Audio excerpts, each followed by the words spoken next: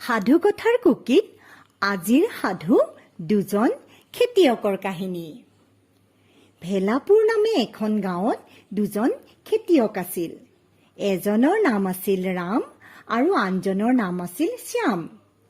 ৰামৰ বহুত মাটি বাৰী থকাৰ কাৰণে ৰামে তাত খেতি কৰিছিল আৰু যিমান লাভ হৈছিল নিজৰ ঘৰখন চলাইছিল, লগতে গাঁৱৰ মানুহকো সহায় কৰিছিল।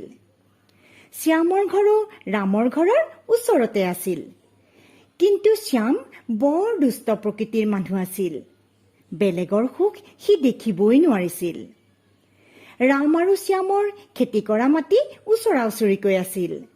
যি খেতি ৰামে কৰিছিল সেই একে খেতিয়েই শ্যামেও কৰিছিল। কিন্তু সদায় ৰামৰ খেতি বৰ ধুনীয়া হৈছিল আৰু বহুত উৎপাদন হৈছিল। কিন্তু শ্যামে কৰা খেতিত ৰামতকৈ সদায় কম আছিল। এদিন ৰামে শ্যামক ক'লে, শ্যাম, তুমি আৰু মই সমানেই কষ্ট কৰোঁ, কিন্তু তোমাৰ খেতি সদায় ইমান কম উৎপাদন হয়। পাৰা যদি তোমাৰ মাটিখিনিত ভালকৈ সাৰ জাবৰ দি ল'বাচোন আৰু কোনোবা ভাল জনা শুনা মানুহক মাতি আনি মাটিডৰা দেখাই লোৱাচোন। হয়তো তোমাৰ খেতি মাটিখিনিত অন্য উৎপাদনহে হ'ব নেকি। ৰামৰ কথা শুনি শ্যামৰ বৰ খং উঠিল আৰু ক'বলৈ ধৰিলে, তুমি তোমাৰ নিজৰ কাম কৰা, মোক তুমি উপদেশ দিবলৈ নাহিবা। কিন্তু ৰামৰ ইমান উৎপাদন হোৱা দেখি শ্যামৰ পেটে পেটে হিংসাও লাগিছিল। সেই বছৰ বহুত বৰষুণ দিয়াৰ ফলত খেতি কৰিবলৈ বহুত সুবিধা হৈছিল আৰু ৰামৰ লগতে ৰামৰ পত্নী আৰু ল'ৰা ছোৱালী সকলো মিলি খেতি কৰাত ব্যস্ত হৈ পৰিল। ৰামৰ লগত ঘৰখনৰ সকলো মিলি খেতি কৰি থকা দেখি শ্যামৰ বৰ হিংসা লাগিল আৰু সি মনে মনে এটা কথা ভাবিলে। সি ভাবিলে যে যদি মই ৰামৰ খেতিডৰাত জুই লগাই দিওঁ কি যে ভাল লাগিব। কথামতেই কাম। শ্যামে ৰাতি মনে মনে ৰামৰ খেতিডৰাত জুই লগাই দিলে আৰু শ্যাম তাৰ পৰা পলাই গ'ল। কিন্তু ৰামে খেতিডৰা পহৰা দি আছিল, সেই কথা কিন্তু শ্যামে জনাই নাছিল। ৰাম আচৰিত হৈ গ'ল আৰু সি দৌৰি খেতিডৰাৰ ওচৰলৈ আহিল আৰু দৌৰা দৌৰিকৈ পানী মাৰিবলৈ ধৰিলে। পানী মৰাত জুই নুমাই গ'ল। খেতিডৰা বেছি নষ্ট হ'বলৈ নাপালে।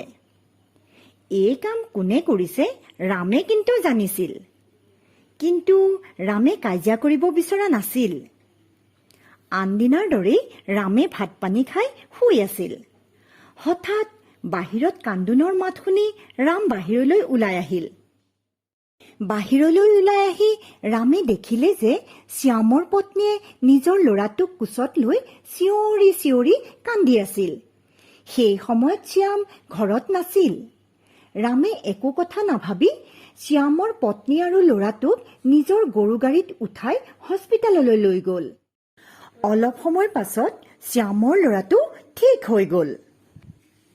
পিছদিনা যেতিয়া শ্যাম ঘৰলৈ আহিল তেতিয়া শ্যামৰ পত্নীয়ে সকলো কথা বিৱৰি ক'লে আৰু শ্যাম দৌৰি দৌৰি ৰামৰ ওচৰ পালেহি আৰু ক'বলৈ ধৰিলে, ৰাম, তুমি মোৰ ল'ৰাটোক সঠিক সময়ত হস্পিতাললৈ নি তাক মৃত্যুৰ পৰা বচালা, কিন্তু মই কি কৰিলোঁ?